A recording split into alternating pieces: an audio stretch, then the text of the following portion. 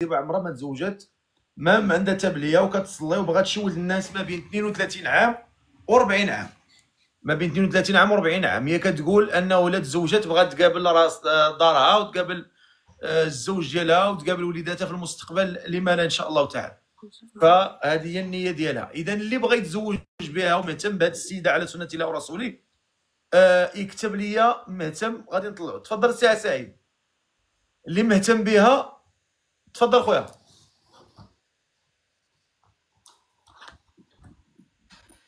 السلام عليكم. وعليكم السلام ورحمة الله. الكاميرا خويا. واخا صيفط ممكن تصيفط عليا؟ مرحبا، تفضل تفضل خويا.